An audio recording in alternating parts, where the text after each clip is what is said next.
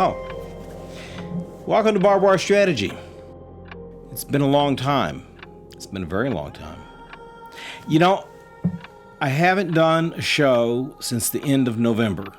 I looked on there and I can't believe it's been that long.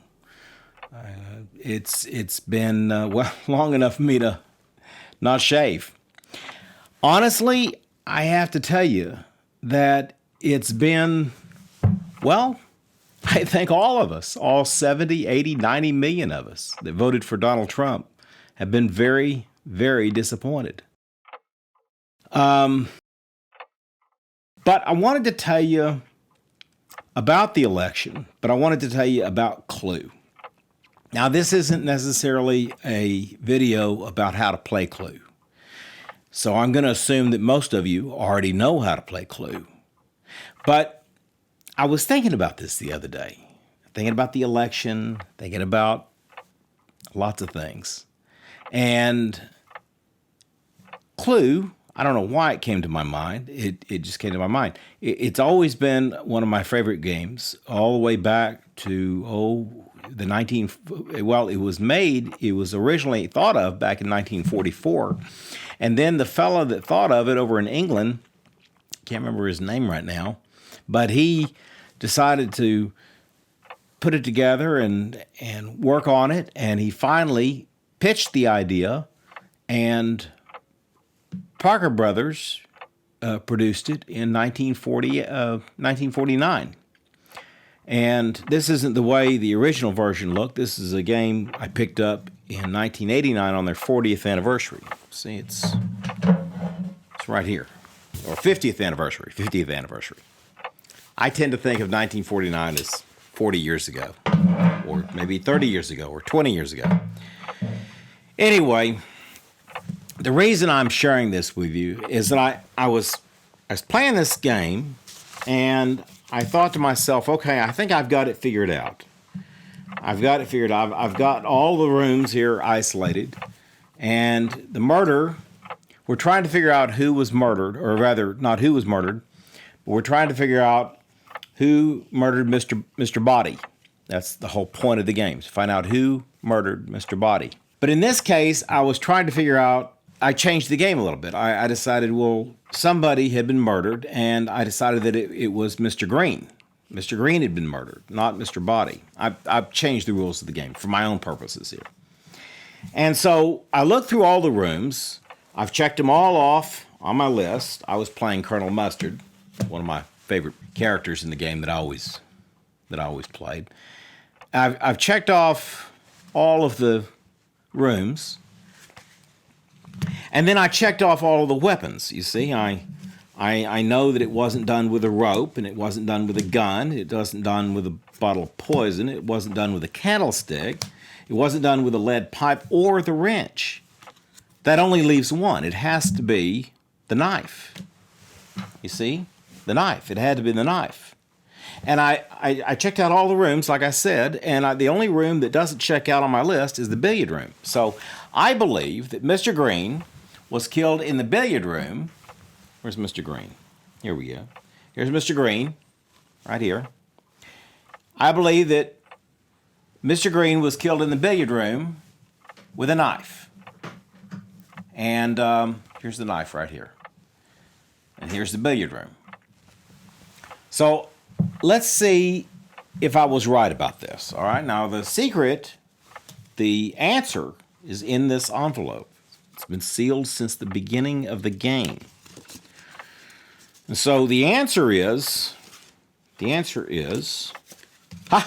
see, I was right. He was killed in the billiard room, and it is Mr. Green that was killed, for sure. Well, wait a minute. This isn't right. It's blank. It's blank, but he was killed with a knife. I know it because I've checked out all the weapons, so it has to be the knife that he was killed with. And so I was worried about this, and so I called a friend of mine. I called the Queen right here on the Queen's phone. Queen Elizabeth. I asked her about this since the game was made in England. And I asked her, I told her the whole scenario of everything in the game that I'd played. And I told her that Mr. Green was killed in the billiard room with the knife. But it doesn't show up the knife. And so she checked with the authorities in charge now in Washington, D.C., the idiot Biden. He's not my president, but he's somebody's president, I guess, president of the Communist Party. And it was reported that Mr. Green actually, well, he just died of the corona. But he might have just died of a heart attack. And I go, no. See, heart attack isn't one of the choices here. He just died of natural causes, they say. Well, no, that's not one of the choices. That's not the way you play the game. You see, this is how I feel about the election. We know that President Trump won the election of 2020.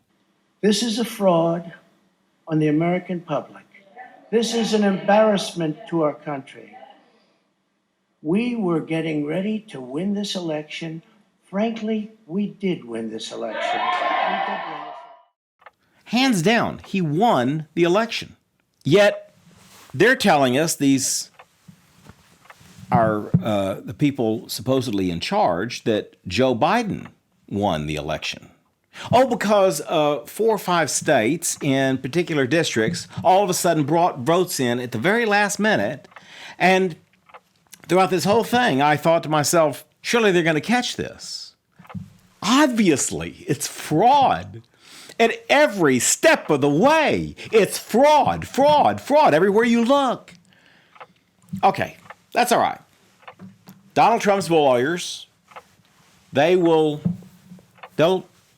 expose the fraud. They'll take it to the state, on the state level, and surely the county judges or the state judges, somebody will knock this out and call it for what it is, fraud. And then, of course, it went to the next level, and to the next level. It went to the certification of the governor's office, and it didn't get knocked out there. And then eventually you think, okay, well, it'll get knocked out at the Supreme Court. I mean, we just got to get, I said this on one of my videos, this is one of the last videos I did, and that we just have to wait until the whole thing flushes out in the Supreme Court. And then when we get to the Supreme Court, I mean, we already had 3 judges that Donald Trump put in, plus we had the other 2 conservative judges. I thought, okay, once the Supreme Court gets a hold of it, we know that the communist John Roberts and the 2 other liberal idiots will go the other way. But the Supreme Court will see this for what it is, that it was fraud, and then the election will go rightfully to Donald Trump, as it should. Because he did win the election. I don't care how much the media wants to tell us that he didn't, and they want to tell us tell all of us that we're nuts, those of us that say that Donald Trump won. Fine. Call me nuts. But I'm not going to change my mind. I'm not going to shut up about it. I'm going to continue to say it over and over and over. Donald Trump won the presidency of the United States. And the idiot that they've got in there now, and his associate, Camel Toe Harris, the whore, did not win.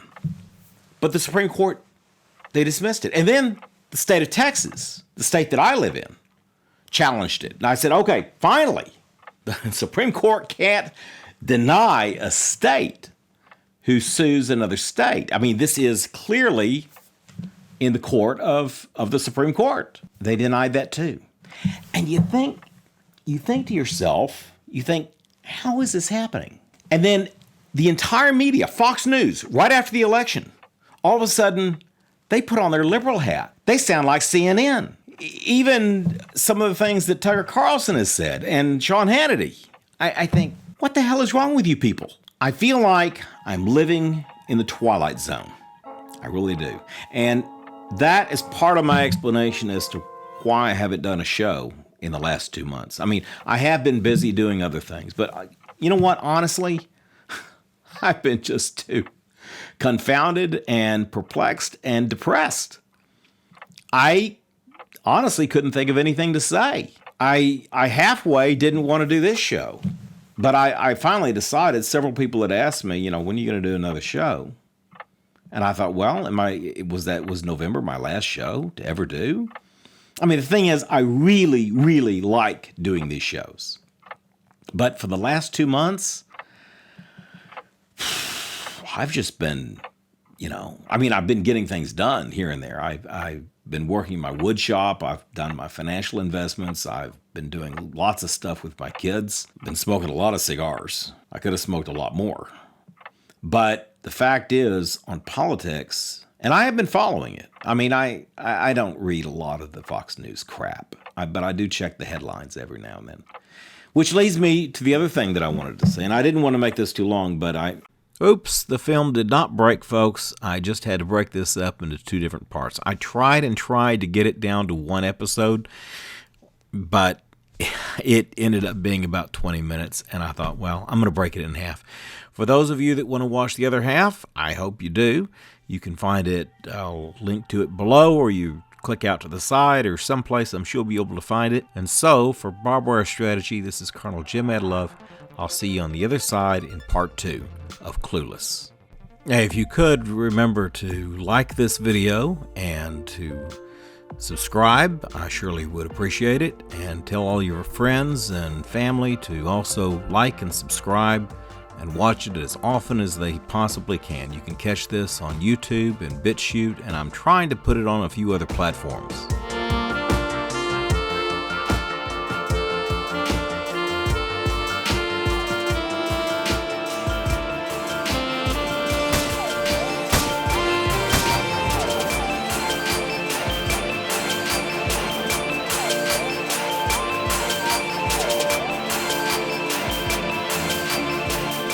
We will make America strong again.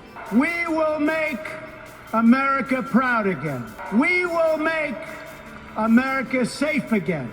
And we will make America great again. God bless you and